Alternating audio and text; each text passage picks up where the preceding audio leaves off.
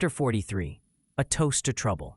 The tavern was alive with noise, the air thick with the scent of roasting meat, spilled ale, and the faint tang of pipe smoke. A bard in the corner sang a wildly exaggerated ballad about the four who shattered the hollow crown, which Tillo was already critiquing for accuracy, loudly. First of all, he told a nearby table, I am at least 2 inches taller than he's making me sound, and the verse about me falling in the mud is a lie. Embellishment, slander. Brenna raised her tankard high, grinning. Let him sing. As long as he's not insulting the good god of beer, he's fine by me. Vereza lounged in her chair, idly twirling a flame between her fingers. 2 inches taller? In your dreams, Tillo. Nessa smirked from her shadowed corner. She's right, and I'd know. Laughter rolled through the room until the tavern door slammed open, letting in a blast of cold night air. A hooded messenger stepped inside, scanning the crowd before locking eyes on the 4 of them. Heroes, he said, bowing slightly. Your presence is requested. Urgently. The message. They followed him to a small private room where a sealed scroll lay on the table. Brenna broke the wax and read aloud. To the defenders of the realm. Trouble brews in the north. A storm that never moves now darkens the skies over Frostglen Pass, and travelers vanish within it. The storm bears the mark of ancient magic. Magic that should not exist. Should you accept, your payment will be generous. Your failure will cost us more than gold.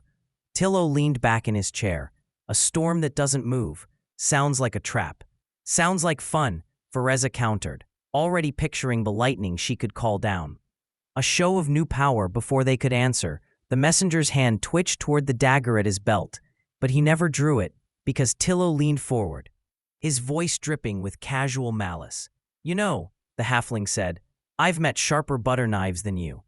The man froze, completely. For 5 full seconds, he was locked in place, eyes wide with offended disbelief. That, Tillo said smugly, is new. Brenna chuckled and summoned a frothy mug into existence with a flash of golden light. And this is mine. She pushed it into the messenger's stiff hands. Drink, it'll settle your nerves. He drank, and the cut on his cheek from the cold wind sealed instantly. Vereza's grin widened. Since we're showing off. She flicked her hand, and a swirling pillar of fire roared into existence in the center of the room, miniaturized just enough not to burn the walls. Above it, dark clouds gathered, lightning flicking through them before a single bolt struck a wine bottle on the table, splitting the cork in half without breaking the glass. Nessa rolled her eyes and vanished in a blink, only to reappear sitting on the table beside the stunned messenger. And I can be anywhere I need to be, she said softly. The call to Frostglen. Brenna slammed her mug down. Well, I'm in. Strange storm. Ancient magic. Sounds like a worthy fight. Vereza's eyes gleamed. And plenty of targets for my new tricks. Tillo tossed a coin in the air. Fine. But if this turns into another one of those end-of-the-world things, I'm charging extra.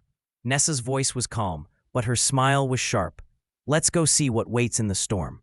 The messenger finally unfroze, drained the last of the holy ale, and nodded shakily. Then, I'll ready the horses. Frostglen awaits.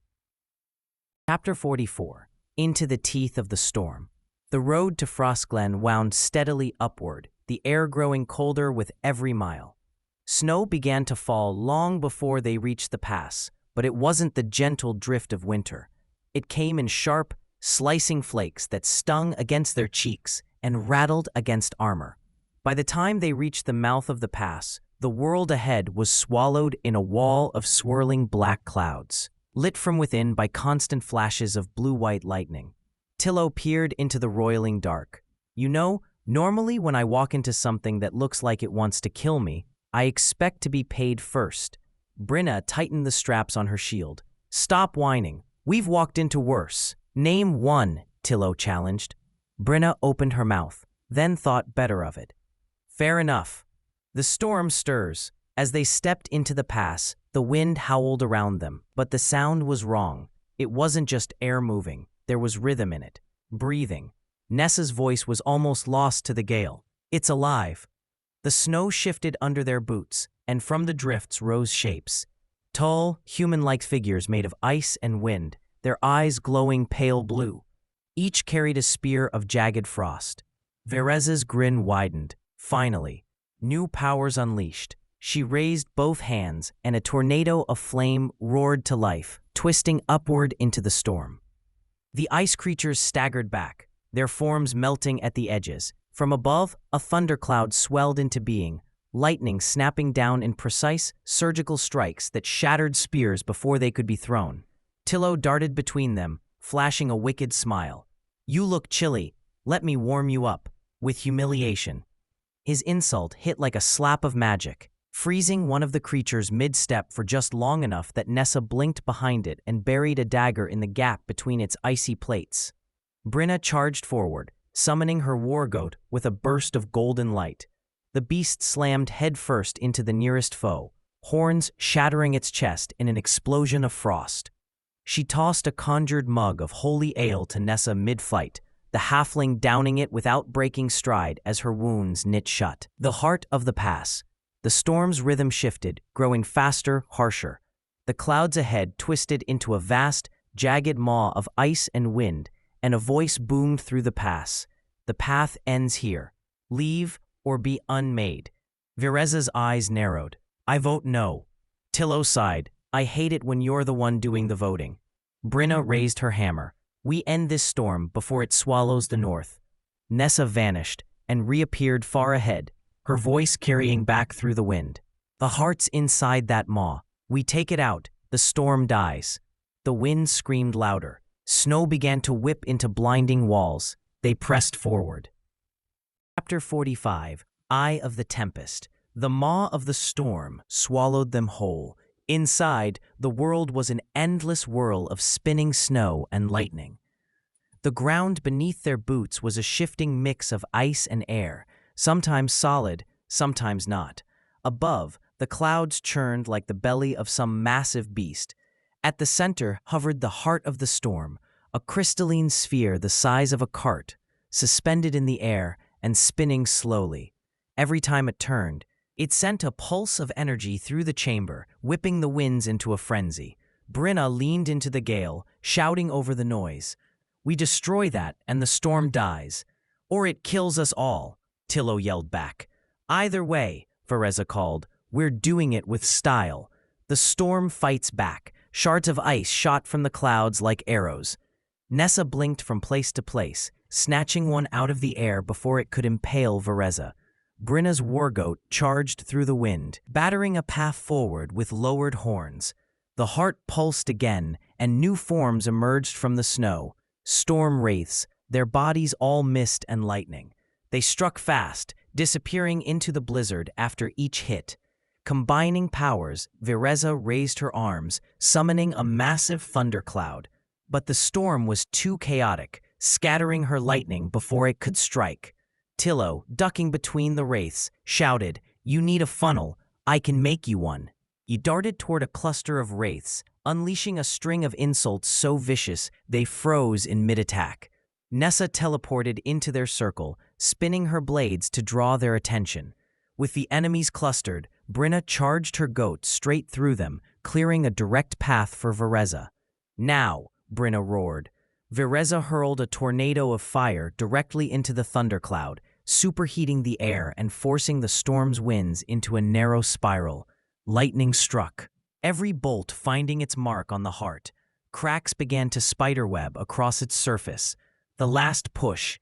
The heart let out a scream like shattering glass. The winds became a wall, trying to throw them all back. Brinna anchored herself with her shield, Tilo clutching her belt to avoid being hurled away. Nessa blinked forward, appearing right on the heart's surface. "Open wide," she muttered, and drove both daggers into the largest crack. The crystal exploded in a flash of white light. The silence after. When the glow faded, the storm was gone. Snow drifted lazily from a clear blue sky, the pass lying still and silent around them. Brinna patted her goat's neck. "Good work, lad." Tilo brushed ice from his hair. "I don't know about you, but I've charging double for storm exorcisms." Vereza smirked, sparks dancing between her fingers. "Noted. Now, what's next?" Nessa, still catching her breath, simply pointed toward the horizon, where a thin column of black smoke was rising from beyond the mountains. Chapter 46: Ashes in the Wind. The smoke was thin but persistent, rising from beyond the mountains where the storm had once raged. It was an unsettling sight after the peaceful silence that had followed the storm's defeat. Could be a signal fire, Tillo suggested, his voice tinged with suspicion. Or a trap. Could be both, Nessa replied, narrowing her eyes as she scanned the horizon. Either way, we need to check it out. The group set off, traveling fast. The snow had stopped, leaving behind an eerie quiet. The once treacherous road was now easy to traverse, but the tension in the air was palpable. No one spoke as they approached the source of the smoke, their instincts on edge. The village. When they arrived at the village, it was worse than they expected. Buildings were reduced to rubble, charred remnants of homes, a few walls still standing in jagged shards. The scent of burnt wood and flesh hung heavy in the air. Brenna knelt beside a smoldering pile of ruins, running her hand over the blackened ground. This was recent, and, not just fire, there are scorch marks, as if something was pulled through the flames. Vereza, still wincing at the smell of burnt flesh, felt a flicker of magic in the air, something unfamiliar. Whatever did this was prepared, too prepared. Nessa stepped carefully around the wreckage, her gaze darting from shadow to shadow. There's no sign of the villagers, not even bodies. Tillo peered through a gap in the rubble, which means they were taken. He stood up suddenly, pointing to a strange symbol burned into the side of one of the surviving walls. It was a black circle, with jagged, angular lines emanating from it. Brenna furrowed her brow. What is that?